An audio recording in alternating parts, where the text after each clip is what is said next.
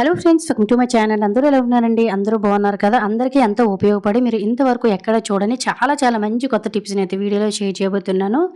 వీడియోని మిస్ చేయకుండా ఎండింగ్ వరకు చూడండి. అలాగే వీడియో కనుక నచ్చినట్లయితే ప్లీజ్ ఒక లైక్ చేయండి. ఫస్ట్ టిప్ని అయితే తెలుసుకుందాము. మన ఇంట్లోనే ఎప్పుడైనా డైనింగ్ టేబుల్ కానీ, ముఖ్యంగా టేబుల్ మీట్స్ లాంటివి, పిల్లలు చదువుకునే లాంటివి, లేదంటే భోజనం చేసే టేబుల్స్ అనేవి ఈ విధంగా మురికిగా నల్లగా అయిపోతాయి కదండి. ఎంత నల్లగా ఎన్ని సంవత్సరాల నుండి పట్టేసిన మురికినైనా కూడాను క్షణాల్లోనే ఈ టిప్తో అయితే మనము సింపుల్గా క్లీన్ చేసేయొచ్చండి. మీరు ఆశ్చర్యపోతారు ఖచ్చితంగా చివరిలో దీని రిజల్ట్ చూసి. సో దీనికోసం నేను ఇక్కడైతే 1 లేదా 2 స్పూన్ల వరకు కూడా అయితే బేకింగ్ పౌడర్ని అయితే వేస్తున్నానండి. బేకింగ్ పౌడర్ అనేది మనకి క్లీనింగ్ పర్పస్కి చాలా బాగా యూజ్ అవుతుంది. వేసిన బేకింగ్ పౌడర్ మొత్తం కూడా టేబుల్ మొత్తం ఇలా అప్లై చేసేసుకున్న తర్వాత వెనిగర్ని అయితే వేసుకోండి. 2-3 స్పూన్ల వరకు కూడా వెనిగర్ని వేసామనుకోండి, రెండు కలిపి మురికిని చాలా బాగా క్లీన్ చేసేస్తాయండి. ఎప్పుడైనా కూడా మనం క్లీన్ చేయలేని మురుకులు ఏవైనా ఉన్నాయంటే సింపుల్గా ఇలా వెనిగర్ బేకింగ్ పౌడర్తో క్లీన్ చేస్తే సరిపోతుంది. ఇలా మొత్తం వేసేసుకున్న తర్వాత ఒక 10-5 నిమిషాలు పక్కన పెట్టేయండి. ఎందువల్లంటే మనకి మురుకు అనేది చాలా రోజులు బట్టి పెట్టేసింది కాబట్టి నాని కూడా వచ్చేస్తుంది. ఒక్కసారి చూసారు కదా, చేతితో ఎలా అంటేనే మనకు మురుకు వచ్చేసింది. తర్వాత ఒక ఐరన్ స్క్రబ్ తోటి నీట్గా క్లీన్ చేస్తే వీడియోలో మీరు క్లియర్గా చూస్తున్నారు కదండి ఎంత మురుకు అయితే మనకు వచ్చిందో. సో ఇలా మనకి ఎన్ని సంవత్సరాలు బట్టి ఎంత జిడ్డు పట్టిన మురుకు పట్టిన వస్తువులైనా చిన్నగా ఇలా మనమైతే హ్యాపీగా క్లీన్ చేసేయచ్చు. ఎక్కువ శ్రమ పడకుండా మురికి కూడా చూడండి ఎంత అయితే క్లీన్ అయిపోతుందో. అలాగే ఫ్రెండ్స్, ఇంకొక చిన్న రిక్వెస్ట్ అండి, ఇంకా మీరు ఎవరైనా మన ఛానల్ సబ్స్క్రైబ్ చేసుకోలేకపోతే సబ్స్క్రైబ్ చేసుకొని పక్కన ఉన్న బెల్ ఐకాన్ ఆల్ యాక్టివేట్ చేసుకోండి. అలాగే వీడియో కనుక నచ్చినట్లయితే ప్లీజ్ ఒక లైక్ చేసి ఇటువంటి యూజ్ఫుల్ టిప్స్ని మీ ఫ్రెండ్స్ అండ్ ఫ్యామిలీకి అయితే షేర్ చేయడం అయితే మర్చిపోకండి. చూసారు కదండి, ఫైనల్గా జస్ట్ నేను ఎక్కువ శ్రమ పడలేదు కూడాను. జస్ట్ 1-2 నిమిషాలను మొత్తం క్లీన్ చేసి అయితే మీకు చూపిస్తున్నాను డిఫరెంట్ అనేది ఎలా ఉందనేది. ఇలా ఒక తడిగుడ్డతోటి పొడిగుడ్డతోటి మొత్తం కూడా మనం క్లీన్ చేసేసామంటే కొన్నప్పుడు ఎలా అయితే ఉంటుందో సో అలానే ఉంటుందండి. మనకి 99% మొత్తం కూడా మురికంతా పోతుంది. తర్వాత నేనైతే ఒక తడిగుడ్డతో కూడా క్లీన్ చేసేసాను. ఇంట్లోని ఇటువంటి టేబుల్ మీట్స్ కానీ లేవంటే ఏదైనా టేబుల్స్ లాంటివి గట్టనో క్లీన్ చేయాలనుకునేటప్పుడు సింపుల్గా ఇలా క్లీన్ చేయండి. సో ఫైనల్గా మనకి రిజల్ట్ అనేది ఈ విధంగా వచ్చిందనమాట. చూసారు కదా, కొనేటప్పుడు మనకి ఏ కలర్లో అయితే ఎలా అయితే ఉంటుందో అలానే ఉంటుందండి. ఇంట్లో ఇటువంటి ఉన్నట్లయితే సింపుల్గా ఈ చిన్న ట్రిక్తో క్లీన్ చేసి ఐ హోప్ ఈ టిప్ కూడా మీకు యూజ్ అయిందని అనుకుంటున్నాను. ఇంకా సెకండ్ టిప్ని అయితే తెలుసుకుందామండి. మన ఇంట్లోనే మనమే ఈజీగా ప్యూర్ నెయ్యిని ఎలా తయారు చేసుకోవాలో చూద్దామండి. చాలామంది రకరకాలుగా చేస్తారు, కానీ ఈ మెథడ్లో మీరు ఖచ్చితంగా ట్రై చేసి చూడండి. ఫస్ట్ టైం నెయ్యి చేసిన వాళ్ళైనా కూడాను చాలా స్వచ్ఛమైన నెయ్యిని మన ఇంట్లోనే తయారు చేసుకోవచ్చండి. సో దానికోసం మనము అందరికీ తెలిసింది కదండి, పాల మీద మేగడ అనేది మనం స్టోర్ చేసుకుని ఫ్రిడ్జ్లో స్టోర్ చేసుకోవాలి. సో ఇదైతే నాకు 20 డేస్కి ఈ విధంగా మేగడ అనేది వస్తుందండి డైలీ తీస్తే. తర్వాత చాలామంది ఈ మేగడని తీసుకొని వెళ్ళి డైరెక్ట్గా కళాయిలు వేసి ఉడికించేస్తూ ఉంటారు, నెయ్యి ప్రిపేర్ చేసేస్తూ ఉంటారు. అలా చేయకూడదండి. ఎందువల్లంటే మనకి నెయ్యి అనేది ఎక్కువ రాదు. నెయ్యి అనేది మనకి చాలా పూసలాగా మంచి స్మెల్ రావాలంటే ఈ విధంగా నెయ్యి తీసేసి అంటే మేగడని తీసి పక్కన ఒక 10 నిమిషాలు పెట్టేసుకున్న తర్వాత మిక్సీ జార్లో వేసుకొని నార్మల్గా 2-3 సార్లు తిప్పండి. ఈ విధంగా మనకి మెత్తగా క్రీమీలాగా తయారయ్యేటట్టు అనమాట. సో దీనివల్ల మనకి నెయ్యి అనేది చాలా ఎక్కువ వస్తుందండి. ఇలా మనం మొత్తం మిక్స్ చేసేసిన తర్వాత కళాయి పెట్టుకొని కళాయిలో అస్సలు తడి లేకుండా చూసుకోవాలి. అలా మనకు కళాయి అనేది వేడెక్కేసిన తర్వాత ముందు మిక్స్ చేసుకున్న మేగడ మొత్తాన్ని కూడా ఈ విధంగా వేసేసుకొని ఒక స్పూన్తో కానీ గరిటె సహాయంతో కానీ ఈ విధంగా మనము అడుగు పెట్టేయకుండా చుట్టూ అంచులు వెంబడి మాడిపోకుండా ఇలా మనమైతే తిప్పుతూనే ఉండాలండి. సో మనకు ప్రాసెస్ అంతా కూడా ఇలానే ఉంటుంది. జస్ట్ మనకి 10-15 నిమిషాల్లోనే నెయ్యి అనేది రెడీ అయిపోతుందండి. బయట కొనవలసిన అవసరం లేదు. బయట అనేది మనకి ప్యూర్ నెయ్యి అనేది దొరకదండి, ఖచ్చితంగా కలితే ఉంటుంది. కాబట్టి సింపుల్గా ఎక్కువ శ్రమ పడకుండా ఈ మెథడ్లో నెయ్యి చేసి చూడండి. ఖచ్చితంగా మీరు చేసేటప్పుడు ఎలా చేశారని అంటారు. మీకు బయట కొన్నట్టే పూసలాగా వస్తుంది. అండ్ అలాగే ఒరిజినల్గా మన ఇంట్లోనే తయారు చేసుకోవచ్చండి.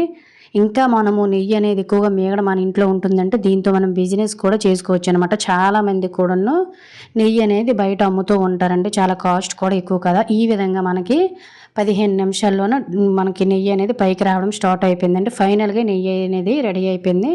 ఈ విధంగా స్టవ్ ఆఫ్ చేసుకొని పక్కన పెట్టేసుకొని బాగా చల్లారిన తర్వాత నెయ్యి సపరేట్ చేసుకోవడమే. చివరిలో మనకి ఇలా నొరగలా వస్తుందండి. సో ఫైనల్గా అయితే మనకి నెయ్యి అనేది ప్రిపేర్ చేసేసుకున్నాము ఇంట్లోనే. చాలా ప్యూర్ నెయ్యి అండి, చాలా హెల్త్కి కూడా మంచిది. అండ్ అలాగే వాసన అయితే ఇంకా చూడక్కర్లేదండి. 2 రోజుల వరకు కూడా మన ఇంట్లో ఈ వాసన పోదు. ఒక స్ట్రెయినర్లో వేసేసుకొని చక్కగా ఇలా స్ట్రెయిన్ చేసుకొని, నా దగ్గర జ్యూస్ స్ట్రెయినర్ ఉంటే దాంట్లో వేసుకున్నానండి. కొంచెం నల్లగా అడుగుకు వచ్చింది కాబట్టి మళ్ళీ తరువాత టీ స్ట్రెయినర్లోనే ఈ విధంగా అయితే వేస్తున్నాను అనమాట. ఎందువల్లంటే పైనుండి ఆ నలుపుదనం అంతా పోవాలి. నెయ్యి అనేది మనకి ప్యూరిటీగా ఉండాలి కాబట్టి మీ దగ్గర ప్లాస్టిక్ స్ట్రైనర్ ఉంటే ఒకేసారి తీసేసుకోండి. సో ఈ విధంగా మనము నెయ్యి అనేది రెడీ చేసుకున్నాం. సో ఇదైతే మాకు నెల రోజుల వరకు కూడా వస్తుంది. అలాగే ఈ కళాయిని కూడా వాష్ చేయడానికి పడేయకుండా కర్రీస్ గట్ట వండుకోవచ్చండి. ఆ బౌల్స్లో కూడా మనం చపాతీ పిండి లాంటిది గట్ట కలుపుకోవచ్చు. సో ఫైనల్గా మీకు అయితే 2-3 గంటల తర్వాత అయితే చూపిస్తున్నానండి. పూసగా ఎంత స్వచ్ఛమైన నెయ్యిని మనం ఇంట్లోనే తయారు చేసుకున్నాం చూసారు కదండి. సో ప్రతిరోజు మనం చిన్నపిల్లలకి అన్నం పెట్టేటప్పుడు గట్టను చిన్న నెయ్యి చుక్క వేసి పెట్టవచ్చు. మనం కూడా డైలీ ఒక స్పూన్ వరకు కూడా నెయ్యి తినడం వల్ల అనారోగ్య సమస్యలు అనేవి రావు. హెల్త్కి కూడా చాలా మంచిదండి. ఈ మెథడ్లో ఒక్కసారి ఇంట్లోనూ నెయ్యి తయారు చేసేటప్పుడు తయారు చేసి చూడండి. స్వచ్ఛమైన నెయ్యి అనేది మీరు అలవాటు చేసుకుంటారు. యూజ్ అవుతుందంటే ట్రై చేయండి. ఇంకా థర్డ్ టిప్ని అయితే చూద్దామండి. సో ఇప్పుడు మనకి సమ్మర్ కదండి. సమ్మర్లో మనము బయటకి ఎక్కడికైనా వెళ్ళేటప్పుడు కూడాను కూలింగ్ వాటర్ బాటిల్స్ అనేవి తీసుకుని వెళ్తూ ఉంటాము. ఇవి జస్ట్ మనకి వెళ్ళిన 10 నిమిషాలకే కూలింగ్ తగ్గిపోతూ ఉంటాయి. అలాగే కూలింగ్ మనం ఎక్కడ పెట్టామో బ్యాగ్లో పెట్టిన కూడా లీక్ అయిపోతూ ఉంటాయి. అంటే కూలింగ్కి మనకు వాటర్ బయటకు వచ్చేస్తుంది కదా. ఇలా కూలింగ్ బయటకు రాకుండా 1-2 గంటలైనా కూడాను మనకి ఏంటంటే ఈ వాటర్ అనేది వేడెక్కిపోకుండా ఉండాలంటే సింపుల్గా ఇలా ట్రై చేయండి. ఒక సాక్స్ అనేది తీసుకోండి. సరిపడా సాక్స్ని తీసుకొని చక్కగా తడిపేసి పిండేసుకొని ఈ విధంగా మనం బయటకు తీసుకువెళ్ళిన బాటిల్కి వేసేసుకొని మనకి బయటకి అంటే మనం బ్యాగ్లో పెట్టేటప్పుడు వాటర్ అనేది లీక్ అవుతుంది కదండి కూలింగ్. అది లీక్ అవ్వకుండా ఇటువంటి ఏదైనా ప్లాస్టిక్ కవర్లో కానీ బిస్కెట్ ప్యాకెట్స్లో కానీ వేసుకొని ఈ విధంగా చక్కగా ఫోల్డ్ చేసుకొని హ్యాపీగా మనం బయటకు తీసుకెళ్ళామనుకోండి ఎంత ఎండ ఉన్నా కూడాను మనం తాగేటప్పటికి కూలింగ్ పోకుండా అదే కూలింగ్ అనేది ఉంటుందండి. ఎండాకాలం ఎక్కడికి వెళ్ళినా కూడాను మనము ఖచ్చితంగా మనతో పాటు వాటర్ అనేది తీసుకొని వెళ్ళాలి కాబట్టి సింపుల్గా ఇలా ఎక్కువ టెన్షన్ పడకుండా కూలింగ్ తగ్గిపోకుండా సేఫ్గా మనం వాటర్ బాటిల్స్ని క్యారీ చేసుకోవచ్చు. సో యూజ్ అవుతుందంటే తప్పకుండా ట్రై చేసి ఈ టిప్ మీకు ఏమనిపించింది అనేది ఖచ్చితంగా నాకు కామెంట్ చేయడం అయితే మర్చిపోకండి. ఫోర్త్ టిప్ని అయితే తెలుసుకుందాం. ఇప్పుడు మనకి సమ్మర్ కదండి. ఎండలు కూడా చాలా ఎక్కువైపోయి ఎండలు తట్టుకోలేక అందరూ కూడా ఏసీలు అనేవి మార్నింగ్ నైట్ కూడా వాడేస్తూ ఉన్నారండి. దీనివల్ల ఏంటంటే కరెంటు బిల్ అనేది చాలా ఎక్కువ వచ్చేస్తుంది. అలా అని అందరికీ కూడా ఏసీలు కూలర్లు అనేవి ఉండవు కదండి. ఇలా ఏసీలు కూలర్లు లేనప్పుడు మనము ఖచ్చితంగా పగలైనా కూడా మన ఇంటిని రూమ్ని చల్లబరుచుకోవడానికి ఒక మంచి టిప్ని అయితే తెలుసుకుందామండి. ఇటువంటి ఖర్చు లేనిది న్యాచురల్ది. సో దీనికోసం నేను ఇక్కడైతే 2 డోర్ మ్యాట్స్ అనేవి కొంచెం దలసరిగా ఉన్నవి అయితే తీసుకున్నాను. క్లియర్గా వీడియోలో చూసారు కదా. సో 2 అయినా 3 అయినా మీ ఇష్టం అండి. మీ రూమ్ సైజుని బట్టి హౌస్ సైజుని బట్టి అయితే ఇలా 2 లేదా 3 కాలు పట్టాలని తీసేసుకోండి. సో వీటిని మనం ఇప్పుడు ఏం చేద్దామంటే కొంచెం వాటర్ని బకెట్లోనికి హాఫ్ వరకు తీసుకొని మంచి స్మెల్ రావడం కోసం జవ్వాది పౌడర్ అనేది దొరుకుతుంది కదండి. సో అక్కడ అయితే తీసుకున్నాను అనమాట. జవ్వాది పౌడర్ను కొంచెం వేసుకొని ఈ వాటర్లో వేసుకోండి. అలాగే కొద్దిగా ఫ్యాబ్రిక్ కండిషనర్ అంటే మనము బట్టలకు పెడతాం కదండి, కంఫర్ట్ కానీ సాఫ్ట్ టచ్ కానీ ఈ రెండిట్లో మీరు ఏదైనా వేసుకోవచ్చు. 2 ఉన్నా కూడా 2 వేసుకోవచ్చు అండి. చాలా మంచి స్మెల్ వస్తుంది. రూమ్ అయినా ఇల్లు అయినా కూడా మనం తీసుకునే కాలు పట్టాలని ఈ విధంగా మనం అయితే చక్కగా ముంచేసుకొని 1-2 నిమిషాలు బాగా వీటికి ఆ వాటర్ అనేది పట్టించనివ్వాలండి. ఆ తరువాత వీటిని తీసేసుకొని ఒక థ్రెడ్ మీద అంటే మనం బట్టలు ఆరబెట్టే తావుడు మీద కానీ లేదంటే ఈ విధంగా ఒక స్టూల్ మీద కానీ వాటర్ పోయినంత వరకు కూడా 10 నిమిషాలు పక్కన పెట్టేసామనుకోండి వాటర్ అంతా కిందకి వెళ్ళిపోతుంది.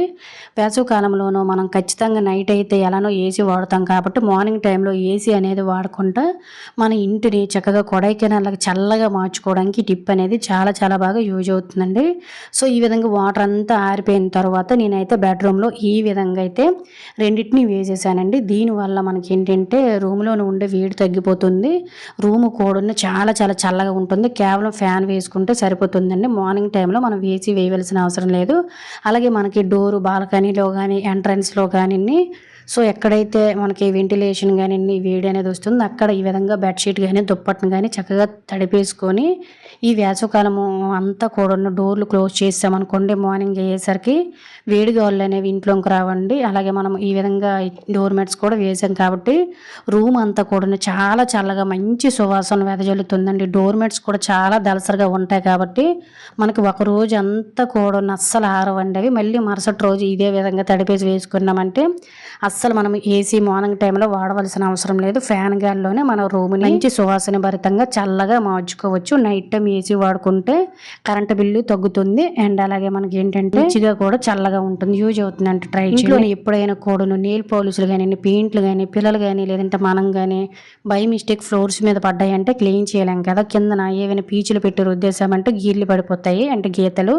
ఇలా గీతలు పడకుండా ఉండాలంటే అలా క్లీన్ చేసుకోవాలంటే కొంచెం షుగర్ వేసుకొని ఒక క్లాత్తో కానీ లేదంటే ఒక పేపర్తో కానీ ఈ విధంగా రుద్దామనుకోండి, వీలుంటే కొంచెం వాటర్ కూడా వేసుకొని ఇలా క్లీన్ చేసేయండి. పంచదార అనేది గరుకుగా ఉండడం వల్ల చాలా చాలా నీట్గా ఎటువంటి గీతలు పడకుండా ఎటువంటి పెయింట్ మరకలైన నీరు పాలిష్ మరకలైనా కూడా సింపుల్గా క్లీన్ చేసేయొచ్చండి. సో చూసారు కదా, ఎక్కడ కూడా మనకైతే ఈ పెయింట్ మార్కులు అనేవి లేవు. సో ఇది ఫ్రెండ్స్ ఈరోజు వీడియోలో అయితే టిప్స్. ఐ హోప్ ఈ టిప్స్ యూజ్ అయిన అనుకుంటున్నాను. టిప్స్ కనుక యూజ్ అయినట్లయితే please like, share, subscribe my channel. Thank you very much.